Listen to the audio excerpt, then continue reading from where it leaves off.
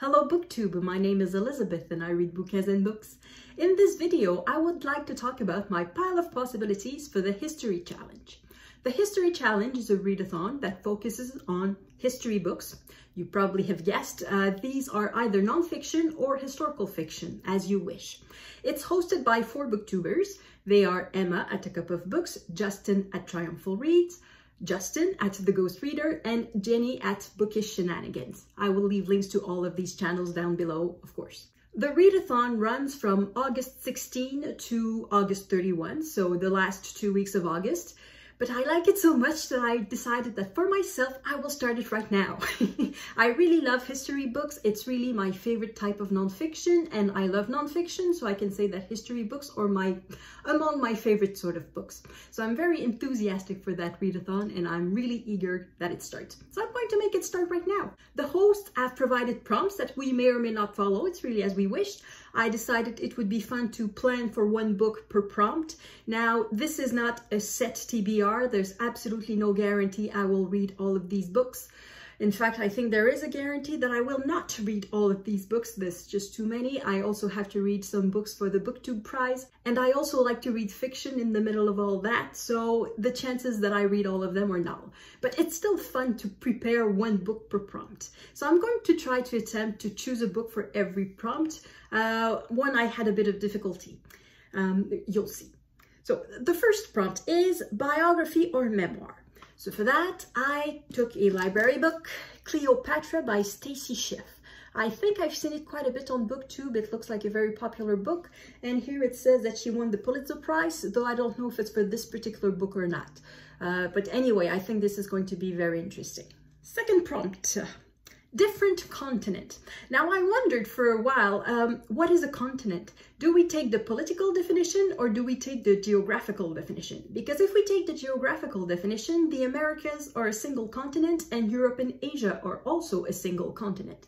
So I thought this was not in the spirit of the prompt, so I decided to use the political definition. So that means that Asia and Europe are 2 different continents, and it also means that North America and South America are different continents. So for that prompt, I can use The Last Days of the Incas by Kim McQuarrie. It's about the last days of the Incas. I don't know anything else about it. The Incas have been a subject that have fascinated me since I was a child.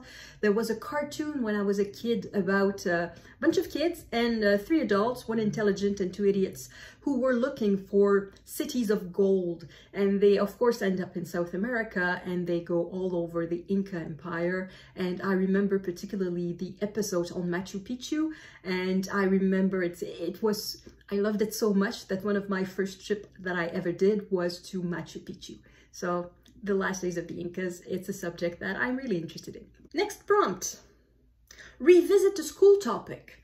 I'm Canadian, so I had to study history of Canada. So I'm going to read, well, maybe Flight of the Highlanders, The Making of Canada by Ken McGoogan.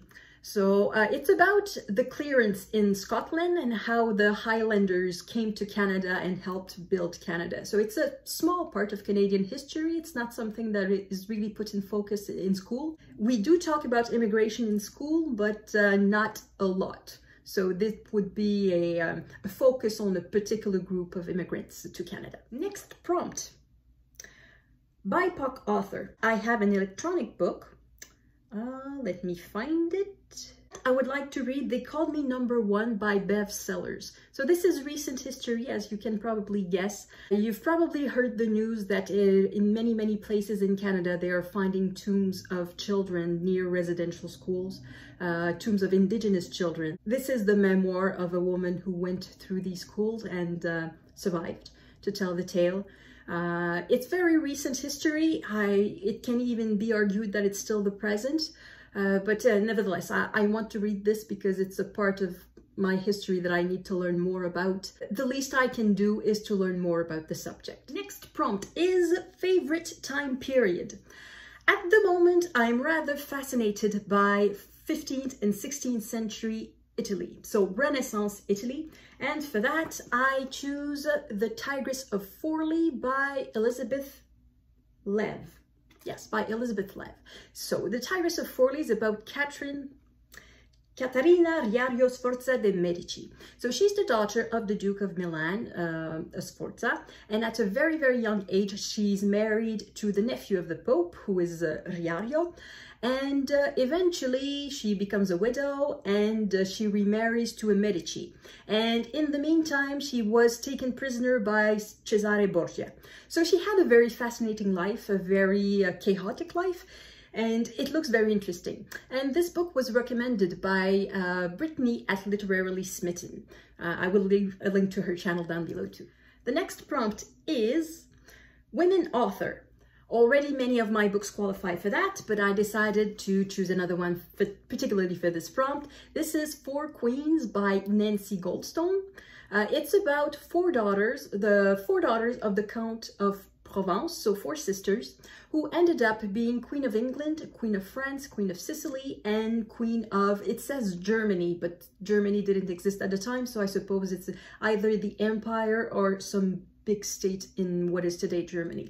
I don't know anything about that time, or very little. I of course know Eleanor of Aquitaine. I know a bit about the English side of that period, but I don't know much about the European side of that period. So it's something that that I think will be very interesting to explore. Next prompt is leisure, hobby, or micro history. So for that, I'll go for micro history, though it touches a bit history of art, and I like art history. This is Plunder, Napoleon's Theft of Veronese's Feast by Cynthia Saltzman. So you probably know that Napoleon with his armies invaded almost all of continental Europe, and wherever he went, he pillaged the museums, the rich houses, and any place where he could find art and bring it back. So he did that to Egypt, and he did that to Italy, and this is the tale of a particular work of art, Veronese's Feast, and how Napoleon brought it back to France. Next prompt, social movement. I had difficulty for that one. I have nothing on my shelves about a social movement, so I have nothing on my shelves about feminism or about civil rights or anything of the sort. And when I went to the library, I forgot to look for a book about that. So I'm a bit stuck while filming this video, so I took one from my shelves that perhaps maybe could somehow fit. It's The Unfolding of Language, an Evolutionary Tour of Mankind's Greatest Invention by Deutscher. The reason that I say perhaps maybe might fit is that because it's about the past, so the origin of languages, and everybody speaks a language, so in a way it's very social. But there's no way we can consider language a social movement, so it doesn't really fit the prompt. But I wanted a book for that prompt, so I decided this one would do the trick for this video. Will I really end up reading this? Probably not. Will I keep looking for a book about a social movement? Probably. So at the end of the month, I may read something else entirely, or I may read nothing, or I may read this. Who knows? And the last prompt is a translated work. For that, this is, the title in English is Second-Hand Time. I have it in French. It's translated from the Russian. It is by Svetlana Alexievich. She won the Nobel Prize not very long ago. I think it was in 2015.